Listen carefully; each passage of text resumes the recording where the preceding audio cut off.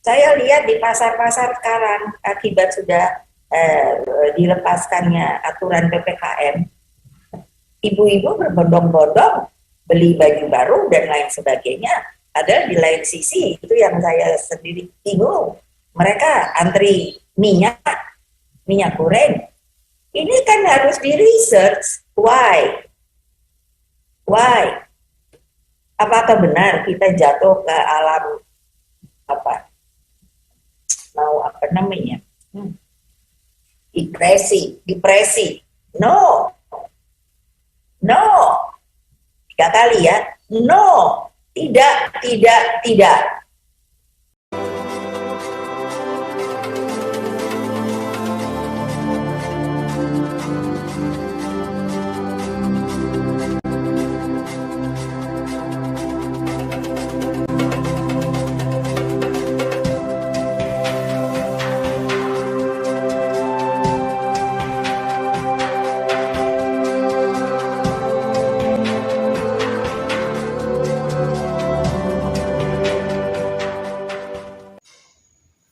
Assalamualaikum warahmatullahi wabarakatuh. Sahabat, kembali kita bertemu pada hari ini guna membahas dan mengulas berbagai macam persoalan yang terjadi di Republik kita. Pada hari ini kita coba membacakan sebuah berita lagi ya, yang dimuat oleh Demokrasi News tanggal 21 April 2022 dengan judul Megawati dulu nangis saat BBM naik, kini minta masyarakat jangan cengeng hadapi lonjakan harga. Wow, menarik nih. Oke, kita bacakan ya. Demokrasi.id, Ketua Dewan Pengarah Badan Riset dan Inovasi Nasional atau BRIN Megawati Soekarno Putri meminta masyarakat agar tidak mengeluh tentang kenaikan sejumlah harga, mulai dari bahan bakar, minyak atau BBM hingga sembako. Mega mengenang pesan perjuangan ayahnya Soekarno atau Bung Karno. Katanya, banyak cara bisa dilakukan pemerintah daerah untuk membuat perut rakyat tetap kenyang. Megawati menekankan bahwa Soekarno selama menjabat sebagai presiden kerap memikirkan masyarakat Indonesia.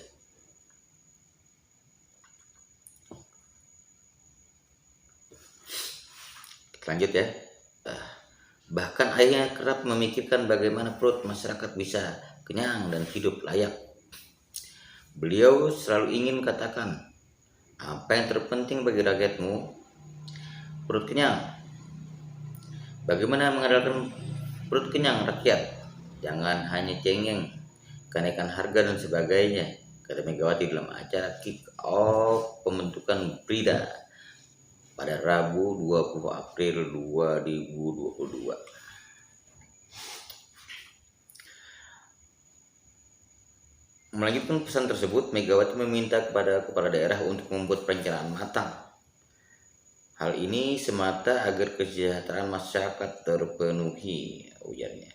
Lebih lanjut, Megawati bilang ada fenomena masyarakat saat ini, bahwa sekalipun ekonomi Indonesia mengalami penurunan, BBM naik, sembako mahal, minyak goreng langka, tetapi rakyatnya masih bisa hidup. Saya lihat di pasar-pasar sekarang akibat sudah dilepaskan aturan PPKM, ibu-ibu berbondong-bondong beli baju baru dan sebagainya. Padahal di sisi lain saya juga bingung, mereka antri minyak goreng, ini kan harus di riset. Why? Kata Megawati. Kok ini ibu bingung terus ya pemirsa, bingung dan rada kepo. Ini ibu satu ini. Sikap Megawati ini berbeda jauh dengan sikapnya pada era Presiden Susilo Bambang Yudhoyono atau SBY. Pada saat itu pemerintah SBY hanya baru berencana menaikkan harga BBM. Wacana itu disambut dengan isak Megawati dan elit PDI Perjuangan. Pada saat memberikan sambutan di Rakernas PDI Perjuangan di Makassar, Sulawesi Selatan pada tahun 2008, Air mata Megawati tak terbendung. Dia menangis melihat kondisi masyarakat. Banyak rakyat lapar karena tingginya angka kemiskinan, tidak mendapatkan pendidikan yang bagus, tidak mendapatkan pelayanan yang kesehatan yang baik, ujar Megawati dengan suara parau karena menangis. Saat itu Megawati telah mantap mencalonkan diri sebagai calon presiden pada Pilpres tahun 2009. Dan dalam pidatonya itu, ia terlihat beberapa kali mengusap air mata karena sedih.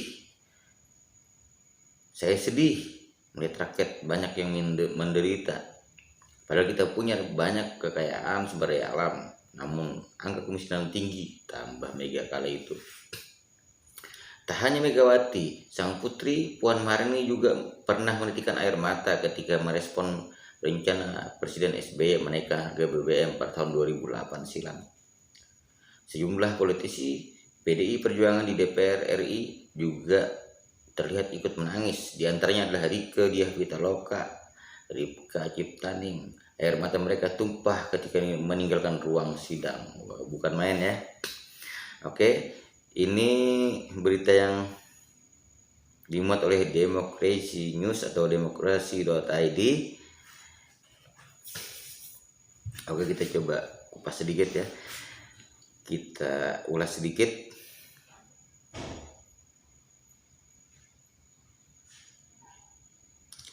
Ini dia berbicara sebagai Ketua Dewan Pengarah Badan Riset dan Inovasi Nasional atau BRIN.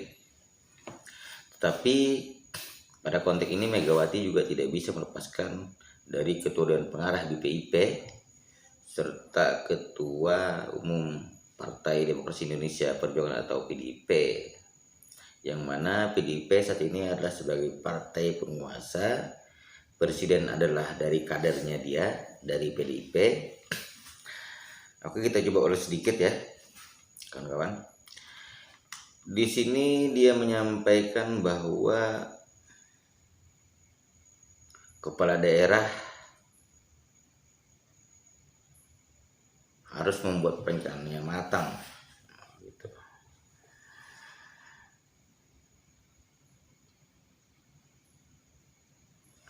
Oke, begini. Ibu Megawati yang terhormat, saya coba sedikit menanggapi ya pernyataan Anda tentang kepala daerah. Saya tidak ingin berbicara konteks lain, provinsi lain. Saya berbicara konteks Kalimantan Timur ya. Kalimantan Timur ini salah satu penyumbang terbesar ke Republik ini. Dengan banyak sumber daya alam yang dieksploitasi di Kalimantan Timur, Kaltim ini 2019 sudah menyetor, itu hanya 2019 yang kita coba sampaikan ya, menyetor 500 triliun ke pusat. Nah, dan di 2021 ini di atasnya lagi kita store ke pusat. Sementara untuk 2022 ini melalui dana APBN, dana bagi hasil, Kaltim cuma mendapatkan 28,81 triliun ya. Nah, ini dana yang kita store ke pusat ini kembali ke Kaltim itu dengan besaran 28,81 triliun. Itu untuk 7 kabupaten, 3 kota dan 841 desa. Ibu coba simak ya apa yang saya sampaikan. Kalau ibu juga menonton ini, saya minta ibu sedikit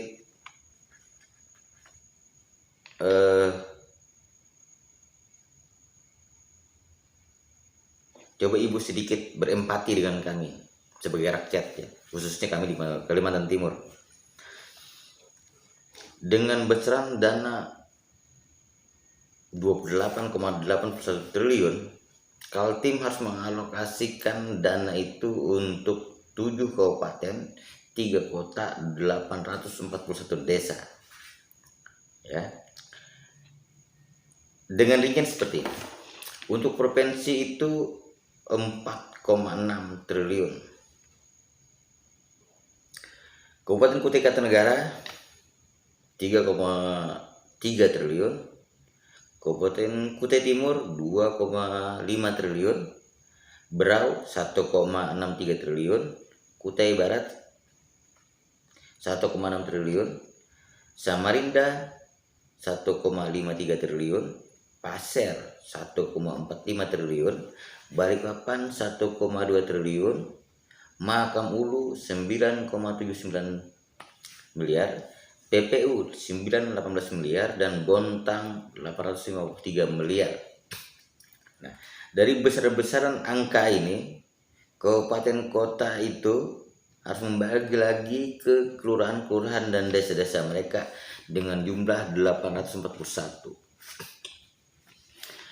Kalau Ibu meminta pemerintah daerah untuk memikirkan rakyatnya, begini saja saya ingin memberi saran. Bagaimana kalau kita tes untuk 5 tahun saja, kami Kaltim tidak usah menyumbang ke pusat. Saya pikir di Kaltim tidak akan ada lagi kemiskinan. Di Kaltim tidak akan ada lagi orang-orang yang mungkin kehilangan pekerjaan dan sebagainya. Karena apa? Kami Kaltim bisa mandiri dengan apa yang kami punya. Nah, sementara tidak berimbang untuk kami di daerah, khususnya Kalimantan Timur. Nah, sekarang yang memimpin di pusat sana adalah partai Ibu. Kader Ibu sebagai presiden. Ada menteri-menteri juga dari kader-kadernya Ibu Megawati. Jadi pernyataan Ibu Megawati, tolong, saya pikir kami mengoreksi pernyataan ini. Di mana rasa empati Ibu sebagai seorang tokoh nasional, apalagi sekarang partai Ibu sebagai partai penguasa dan pemerintahan ini dipimpin oleh kadernya Ibu. Itu yang pertama ingin saya koreksi. Yang kedua, ketika Ibu rada kepo untuk membicarakan konteks harga-harga naik, tiba-tiba Ibu memandang ada fenomena aneh di masyarakat ketika juga masuk ke mall-mall untuk beli baju baru. Ibu menyampaikan ini bukan bulan-bulan kemarin ya, tapi bulan-bulan ini berkenaan pada saat ini puasa Ramadan. Masyarakat Indonesia sebentar lagi akan merayakan Idul Fitri ya. Apa salahnya mereka untuk membeli baju baru? Toh uang mereka sendiri untuk membeli baju, bukan uang dari pemerintah. Kapan pemerintah mensubsidi masyarakat untuk beli baju? Tidak ada. Masyarakat memikirkan ekonomi mereka sendiri. Masyarakat mencari uang mereka sendiri untuk kepentingan keluarga mereka sendiri. Kok Ibu yang repot? Bagaimana ini? Saya pikir tidak bijak sama sekali Ibu sebagai seorang tokoh di Republik ini dengan argumen-argumen Ibu seperti ini. Seandainya uang yang dikucurkan dari pemerintah tiba-tiba dibelikan ke baju oleh masyarakat, saya pikir bolehlah ada ungkapan seperti Ibu. Tapi faktanya kan tidak. Masyarakat berjuang perskeringat banting tulang untuk kehidupan mereka sendiri. Ketika mereka membeli baju saja, Ibu sebagai tokoh menyoroti itu. Dan Ibu anggap ini sebuah fenomena aneh. Ketika minyak goreng kemarin, itu adalah tanggung jawab pemerintah untuk mengaturnya. Dan ini sudah kontradiktif cara berpikir Ibu. Kalau begini, sepertinya masyarakat selalu Ibu kritisi masyarakat. Kami yang harus mengkritisi kalian itu yang menjadi tokoh-tokoh di negara ini, yang menjadi orang-orang yang melakukan pengelolaan. Kami beri mandat mengelola untuk Republik ini. kok kok kesannya ibu sebagai seorang tokoh selalu mengkritisi dan eh, menggerecokin dan kepo dengan masyarakat. Toh masyarakat uang yang mereka dapat bukan hasil dari korupsi. Itu kan hasil mereka bekerja banting tulang, memeras keringat untuk kepentingan keluarga mereka. Jadi ketika korelasi dibandingkan dengan kenaikan harga sembako yang menjadi tanggung jawab pemerintah, dengan tiba-tiba antrinya mereka untuk membeli pakaian baru, apalagi momennya ini momen untuk menghadapi Lebaran atau Idul Fitri, jadi aneh menurut kita. Nah, sampai di sini saya teringat seperti yang disampaikan oleh berita tadi, pada saat zaman SBY, ibu dan partai ibu nangis-nangis ketika melihat penderitaan masyarakat kecil dengan wacana kenaikan harga BBM. Toh sekarang pemerintahan Jokowi berkali-kali menaikkan BBM, ibu tidak pernah bersuara. Apalagi Presiden Jokowi itu adalah kadernya ibu dari partai PDI Perjuangan.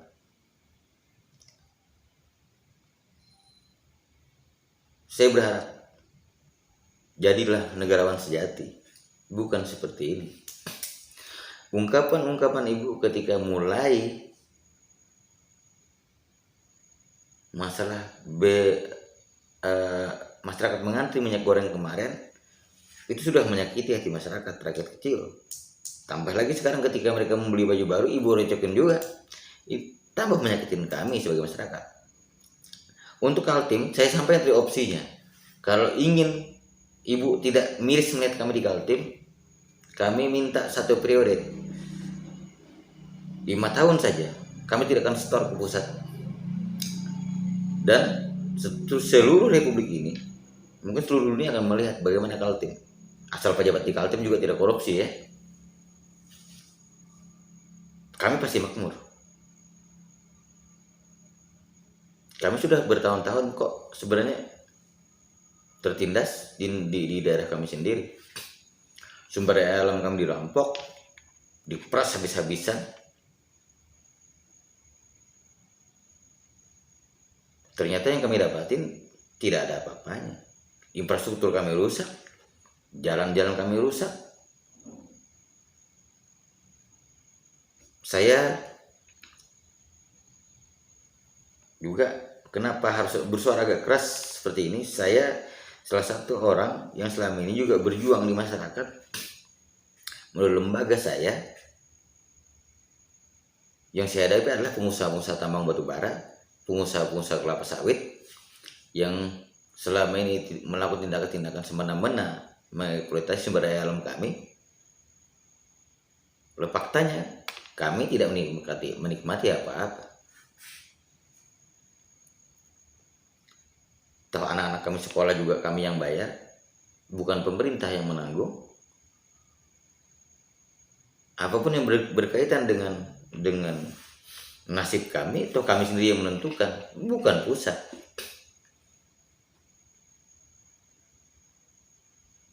Nah, ketika ibu katakan pemerintah harus memikirkan nasib masyarakat dan nasib rakyatnya, saya sepakat. Tapi saya mau bertanya, kapan pemerintah memikirkan nasib kami sebagai rakyat? Enggak usah ibu bicara konteks di masyarakat, pejabat di daerah, pejabat di pusat sana. Salah satu contoh, kapan memikirkan rakyat? Salah satu contohnya ketika pernyataan seperti ibu. Berarti ibu tidak memikirkan nasib rakyat.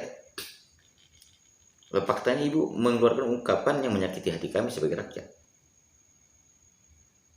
Sampai di sini saya ingin mengingatkan kembali, berhati-hati dengan narasi-narasi yang dikeluarkan. Karena apapun yang dijabat oleh kalian sebagai penyelenggara negara ini, berarti memakai uang rakyat yang kami bayar. Dari pajak kami, kalian kami gaji, jangan sakiti hati kami.